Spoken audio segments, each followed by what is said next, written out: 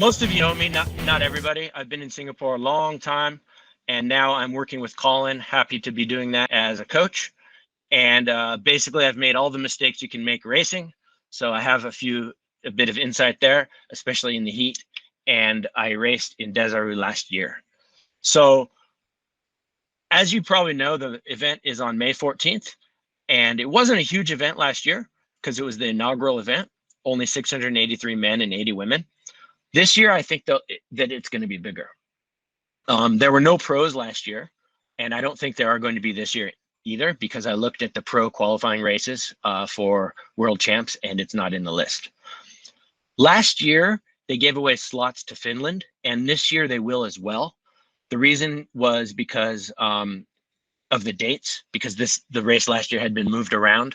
So that was in, like, I think it was June, end of June last year or early July, and now it's in May. So it's still aligned with Finland. So if you're looking for a world champs position, it will be Finland.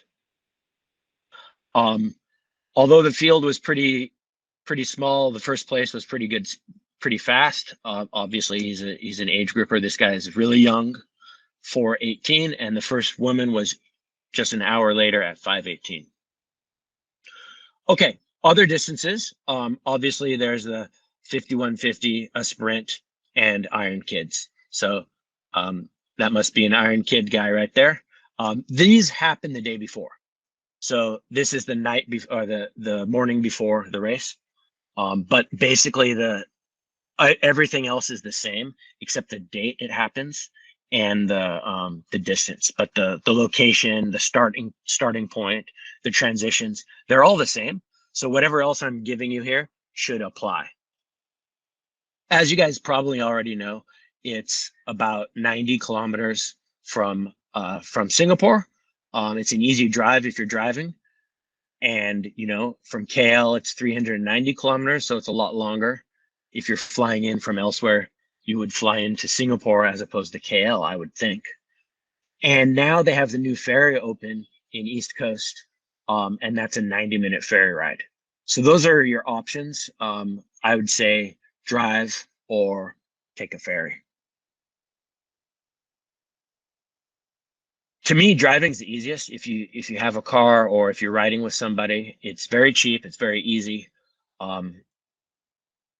Last year, Cyril, you took a van, and I looked it up. It's about $300 or $400 for a whole van. And usually these vans seat like 7 or 8 people. So you could fit probably easily 3 bikes in the van. And you could also take a ferry. Now, it sounds... The ferryman is way more expensive than that. With the bikes and stuff, it's double that per person. Yeah. Okay. So $90 without a bike. I remember you were saying last year was around $500 for 4 people, Cyril, with the bike. With right? the bike. Yeah. And that's why I took the car, because it was like crazy expensive. Right. So that's a good point. And plus, the car comes to your house unless you happen to live at Tanamera. So yeah. Okay. So accommodation there are quite a few options. The Westin is definitely the best choice if money and location are considered. Like, if you don't care about how much it costs and you want the best location, Westin's the best. Hard Rock's really close. It's a little bit cheaper. Anantara is about 400 meters away. It's quite a lot more expensive, but I would say it's a very, very good one. Then you've got the one and only Desaru Coast, a lot more expensive. Like, I'm talking like, this is like $800 or $900 a night US. It's super nice. And of course it's, you get what you pay for. But personally, when I'm focusing on a race, I can't enjoy that kind of thing. I don't know. Then we have 3 more options. Desaru Luxury Homestays, Tuna Maya, I love that name, and Lotus. And those are all a lot cheaper, and they're nearby. Westin, again, if you can get the Westin, then, hey, Colin, you had a space open, right, in your room? Yeah, that's right. So I still have a spot in the room. So if anyone needs a room for a night, then there's one going at the Westin. Yeah. With me. So you're back where I'm standing here when I took this photo. the beach is behind you, and the finish line. The finish line is literally where that guy in red is. Not the finish line, but where they give you your ice cream and your medal. That's right there. So it's a great location. It's right on the beach. If I can just say, sorry, Andrew, it's sold out. Like, okay. Almost all of them are sold out. So you have not booked your accommodation. All of the lists that you put before, including our Hard Rock, they're gone. Okay. So you might want to look at other options. They sold out all of them like at least a month ago, I think. Okay. Well, I took a cheaper option up the road. It's not as great, but the food is better at the Hard Rock and Westin, so you can take accommodation somewhere else. The food will be better there compared to the other ones. Okay. Cool. Well, this is the Hard Rock viewed from the Westin. This is the Anantara just next to the finish line, basically. It's not really cheap, but it's super nice. One and only. Now this is like super luxury, and you probably need a car, but I guess this probably sold out. Now this picture is a great photograph, but the place isn't nearly as good as it looks in this photo. It's not far. I would go here if the rest were sold out. I doubt these are going to be sold out because these are big places. Now this one, I've stayed in both of these. I've stayed here years ago. It's definitely seen better days, but you know what? It gets the job done. It's right on the course, and I have no problem. I would have no problem staying here. It's just up the road. I measured it using Google Maps. It's 2.9 kilometers away. Check-in. I happen to have a video from check-in. It's a normal standard check-in that you'll always see in every race. It's in between the Hard Rock and the Westin. Obviously, bring your ID, leave your bike, just like any other race. And that's on the 12th of May. So simple check-in.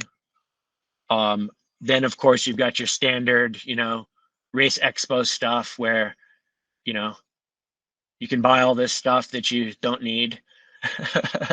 It was really small last year. There were some good booths there, but not as big as any of the others I've ever seen. I guess because it's the first year, right? So when the races become bigger, there's a lot more to see. Some people like these, other people hate them. That's up to you.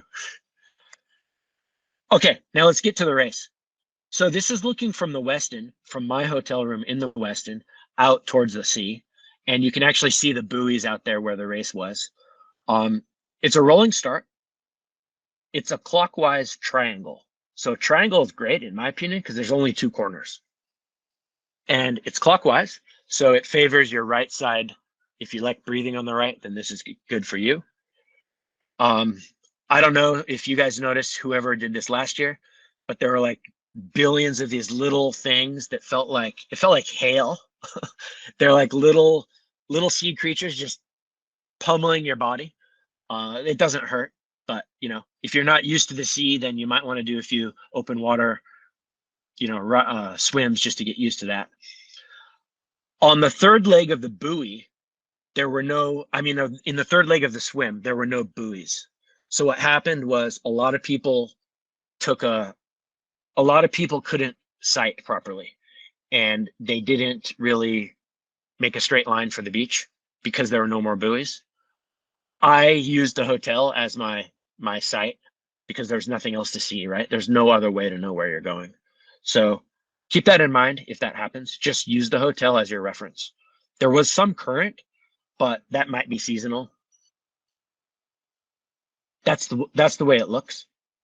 So if you see that final 700-meter stretch, a lot of people were going blind, kind of.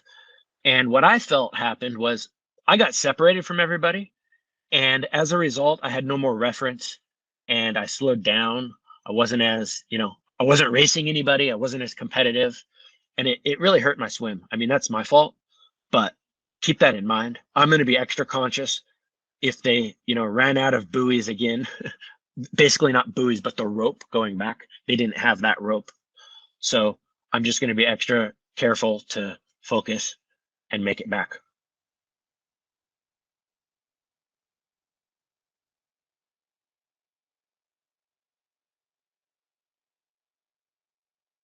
This is the sprint.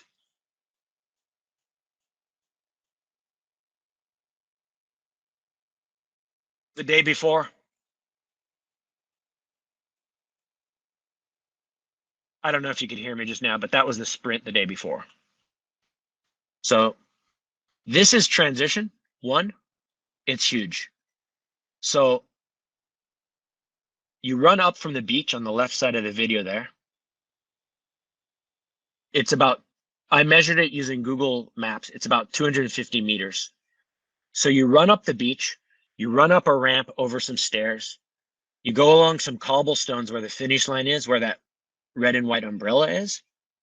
Then you go up that carpet. Now, almost everybody walks this. I jogged it, and in my T1, I was, I think, 6th in my age group, just because I jogged it. I wasn't even really rushing. So 3 minutes to do a 3-minute transition is fast. I did about around that. And the exit is on the far right side over there. So I would recommend you do the transition tour on the Saturday, the 13th. You'll have that chance to actually scope it out and really see it. So those are 4:30, 5:30, and 6:30. So just to better visualize it, I think you can see my mouse, right?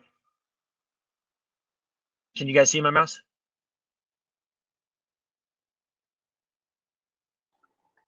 Yes. Yes. Okay. So you run up this way, then you come up here. It's far. You go up this way, you go in, you get your bike, and you go out the next side on the right. So from swim up this purple arrow, grab your bike out over here. And even the bike out has another at least 80 meters. But, you know, it's all carpet. Then when you run out later, I'll go over that. It's I'll show you pictures of that. But the finish line is back here to the left by the swim. Okay, so the bike. The bike is awesome. I love this course. It's an out and back, basically, but there's one little dog leg to the left here. And this is actually uphill. So you start down here at the bottom. It's pretty much flat here. You go through a roundabout. You go up to another roundabout. You go left up this hill. Then you come back down the hill, back along the roundabout, all the way out, back again, up that hill one more time, down again, and you return. So I'd say it's sort of like Mandai in a way, if you're familiar with riding in Singapore. It's not hilly, really. I mean, even by Singapore standards, you don't really need to train on hills, but it's not pancake flat either. So I think it's a great course. I think it's challenging enough that, you know, you never have to keep a single power number. You get to, you know, rest a little bit, put on the power, rest, you know, there's some variation in there. Yeah, Andrew, I think that's a point I'd like to address. It's the whole resting bit. I just don't like on this course. I think this is a perfect course that you can consistently apply the power. And I think if we're looking at statistics on this, what we want the variability index or the power profile to be as close as possible to 1. Right. So I've always found the way to attack this one is, let's say, for example, your power target is 200 watts for the entire course. You know, you're going on some of those uphills, you may be pushing 210 to 220 watts, but you're not killing it. Yeah. What we see on this course is so many people get to the tops of these hills, these little inclines, they take the power off and they take a rest. Right. And that's the exact wrong thing to do. When you're getting up to the top of the hill, then we're really shifting down gears, but we're increasing the cadence and making sure that we continue the power right down along the hill that will take us up along the other side, and basically evening out that power curve. So we don't want the power curve like this, where we're having big power output and low power output. We want it as even along the middle as we possibly can. So that's what we're aiming for. Yep. Thanks for that, Colin. Yep. I mean, I always shoot for 5% variability in there. I guess the thing that I love here is you do have, I mean, probably rest is the wrong word, but the variation is really, it's you know, it's not like something that's totally flat where you have no variety. So yeah, stick to that power plan and keep that variation low. The And other, one yeah, other yeah, thing, Andrew, just to jump in, it's yeah, it's a perfect race just to be an aero the whole time, right? for sure. Yeah. Arrow the whole way, the whole way. And Even in the terms of hills shouldn't preclude that. And in terms of places to train in Singapore, I'd mix up TMCR with Seletar. Seletar is great because it's up and down. It's a bit rolling as well. So you can get, just like you said, with Mandai. So both of those. Yep. Another thing is there's limited shade.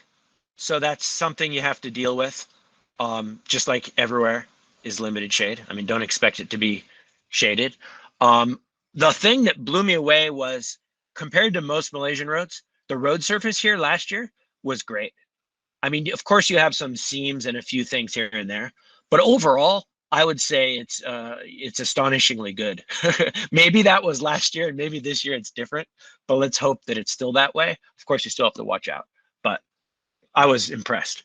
Another thing I was also impressed with was at the roundabouts, the police and the military guys did an exceptional job. So I always thank them. So that's cool. Um, Last is nutrition on this course. I don't know if the fuel is the same this year, and the website doesn't say. The sponsor is Gatorade, but that's an Ironman sponsor. I don't know what they're going to have on the course. Personally, I don't like to rely on anything that the course offers because what if they run out? What if I have to stop? What if I crash? You know, all these things. I just want to carry my own, do my own thing, and not have to deal with their untested nutrition. So hopefully you guys can do the same and be completely self-sufficient and only use them when you need to. I mean, if your style is different, then ignore what I'm saying, but that's my opinion. And I always try to eat enough to manage my run.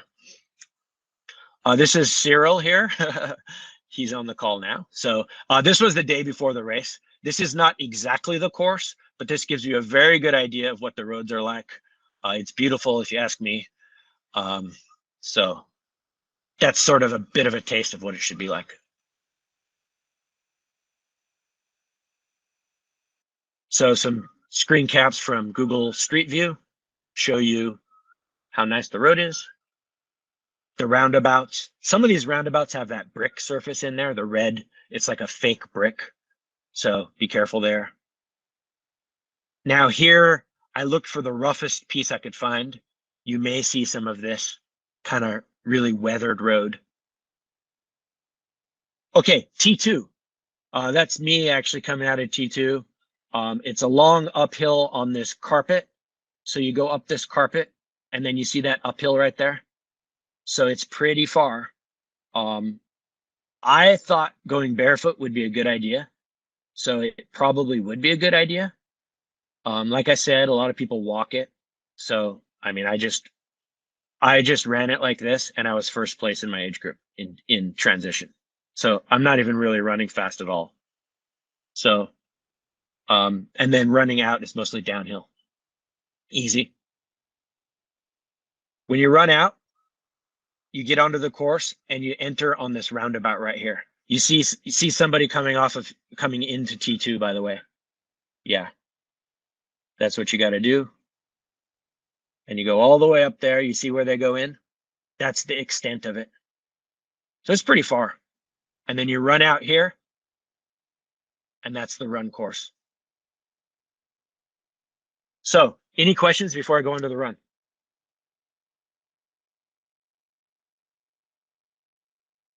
Okay.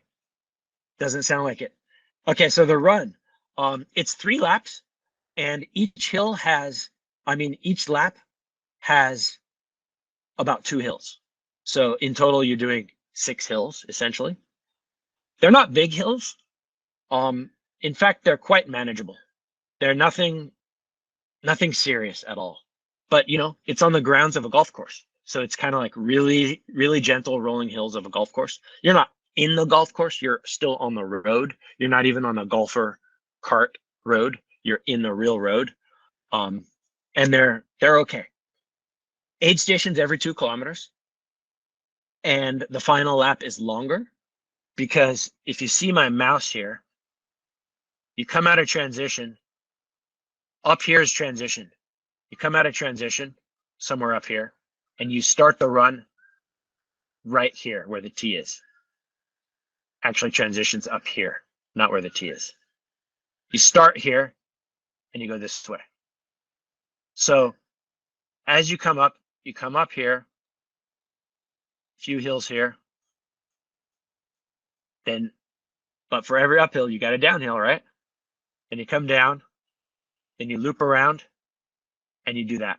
So you do 3 of those, but the final lap, you're going to be looking at your watch saying like, I'm almost done. But then you'll realize you got another 500 or 600 meters to go, because on the final lap, you got to go this way and down there to the finish line. So, you know, it's not exactly 21.1 divided by 3, right? Again, there's limited hills here. I mean, limited shade here, and the hills.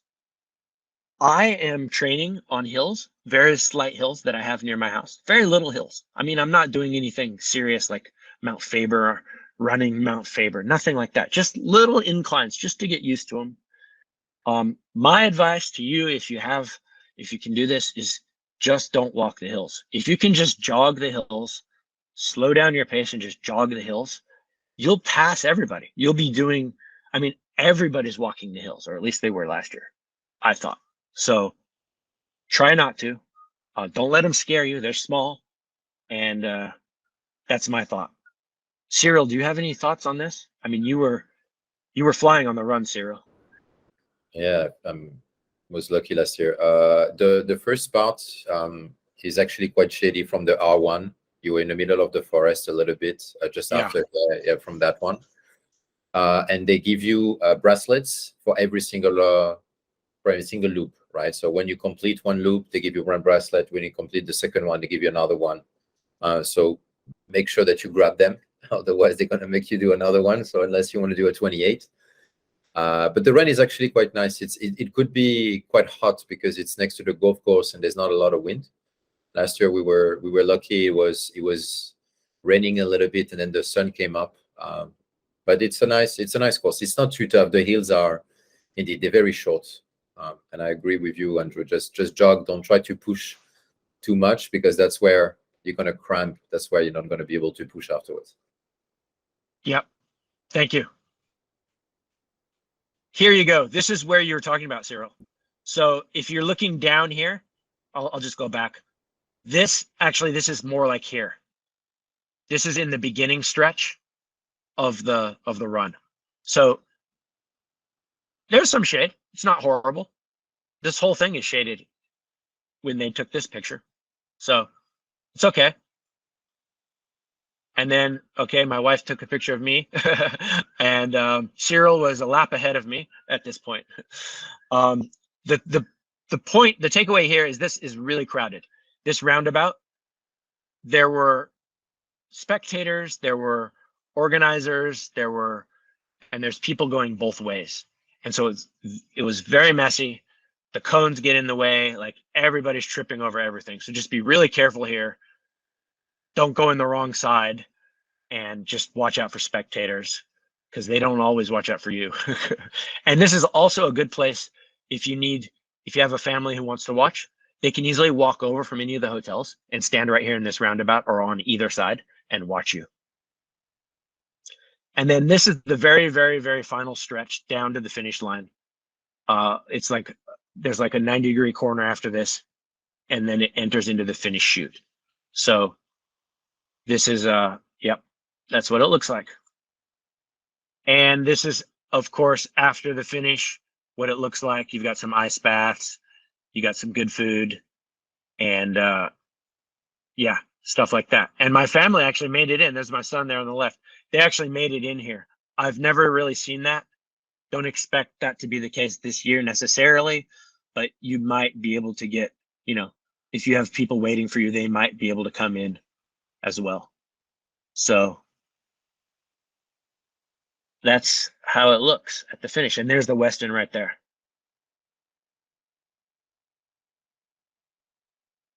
Okay, so afterwards at 4:30, there's the roll down.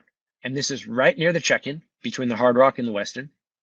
And there will be roll down, I think, here, because some of the faster athletes that did this last year, or other athletes that made it to the roll down to some of the spots like me, won't want their slots this year.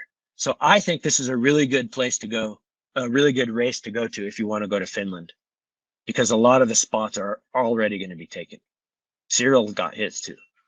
So make sure you plan this around your checkout and your departure as well. Like if you're going back to Singapore. So the big takeaways, I think, are obviously be ready for the real heat and humidity. Last year it drizzled, so it was easy though. Be ready to sight on that last leg of the swim. They might still be using that same rope, which is not long enough. Don't walk the transitions, in my opinion. Your strategy may be different, but in my opinion, you shouldn't walk the transitions because it's really easy to make up time there. Colin, you might have an opinion. I'm not sure. That's my approach. Be comfortable on rolling hills on the bike. So basically what Colin said, keep your power as smooth as possible. Don't want that power number to spike ever. Keep it as even as possible.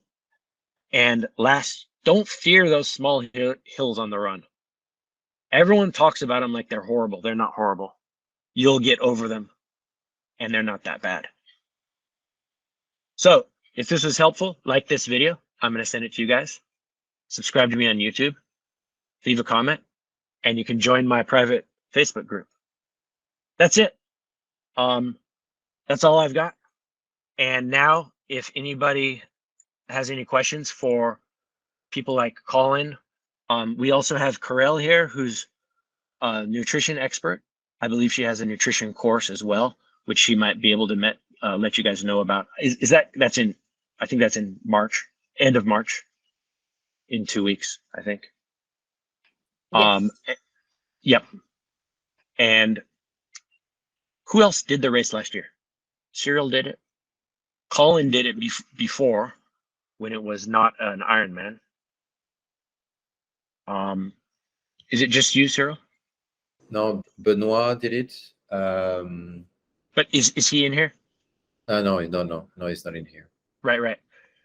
So if you guys do have any questions, please feel free to ask. Yeah, I've got a quick question, if I may. The bike, I think, is a loop.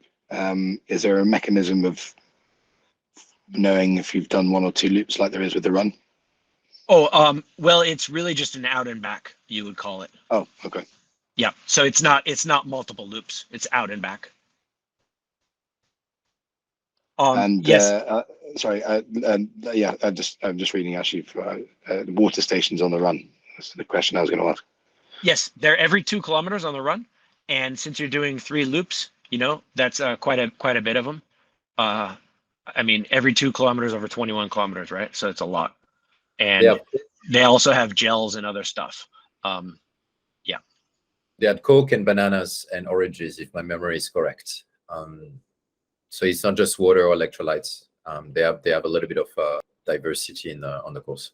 Not all of them, but the majority have. Any other questions?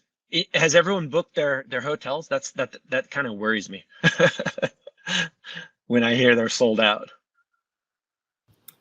Plenty of availability still, Andrew. I just had a look while you were running through the presentation. Anantara has got rooms. So for 3 nights, it's $1,500 for the room. Tunamaya, which you mentioned, and some of the Lotus, they've all got availability. So there is availability close to the race venue. Also, what I'll do for all the cause athletes is we'll do a dinner after the race on the Sunday night. I will put that on the chat as well in due course. So hopefully we can all get together and we can do some pre-race recce's as well while we're there. Excellent. That's good. Okay, and if anybody, let's see, if anybody wants me to send them a link to this video when it's live, please just drop your email in, or your, yeah, email is probably easier, in the chat here, and I'll email it to you, or I'll probably send it to Colin's group, but some of you are not from there, so I might not know you, but you guys can forward it on. It'll make its rounds, I guess. I'm super excited. I love this place. I love it how it's in our own backyard. I love this event. I just can't wait. Sorry, I do have one more question. I'm Yes. a questions guy. I'm not sure if it mentions it in the itinerary yet, but what time is the first gun for the swim on the Sunday morning? Oh, I don't know. I'd have to check the website, but usually they'll do it right at sunrise. They don't want to do it in the dark, right? So it's probably around 7, I would say. Should be, but you can check the race. What do you call it? The race guide. Now let's see. I think it's also, Cyril, can you remember how they did it last year? We were Yeah. not assigned a starting, were we? No, it was a bit. Let's go. So Yeah. it was not everybody at the same time. So it was nice, like 4 people. I remember 4 people at the same time. Yeah. But they asked people, "Oh, please come in front," but there was no different colors. People got mixed. One thing Yeah. that I hope they're going to change this year is that we were not able to warm up. So there was you couldn't go into the sea before or even on the side just to warm up. So everybody started the race like cold, Right. in a way. So be mindful of that. Maybe ask the organizer the day before when you check in if you're able to do that. If they don't allow you, maybe before you enter that thing, make sure that you warm up, because when I started the swim, I was like dead cold. That's why calling it was bad. But yeah, that's one thing to remember. Apart from the fact that you couldn't see, and I was like, where am I? And then the same, I was like, on the turning back, I didn't know where I was. It was a little bit difficult. I'm sure they've learned from the feedback they must have received from a lot of the athletes. They just need to buy a longer rope. That's all they got to do. Thanks, Andrew. We're lucky to race. Let's do it. Yeah, Tristan, the traffic is suspended 100%. They, 100%. as Andrew mentioned, no traffic Um, lights. No, it's all good. Yeah. They use the police. Okay. Yeah, I would just say, Cyril, I mean, you're right, but I've seen that happen. I remember in Port Dixon, cars came into the race. It's Malaysia. Anything can happen. So just because it's suspended doesn't mean it's suspended. I don't know. Yeah, don't have your head down the whole time. That's what he's saying. Yeah. But beautiful race, beautiful bike course. And gosh, we got another joiner here. Todd, we just finished. We're just about to hang up. Yes, so if anyone wants to join, I have a Fuel for Performance webinar at the end of March, on the 30th of March, and it's at 6 p.m. Singapore time. We'll be covering nutrition for training, before and after, and preparation for a race as well. It could be a good refresher for some of you, and feel free to join. I think, Andrew, you said you would post the link, maybe with the notes. Yeah, what I'll do is I'll post that link in the YouTube video, and then more people can see it. Yes, that sounds great. I probably need a day or two to get this up, but yeah, and then people like Todd who just joined can watch it. And feel.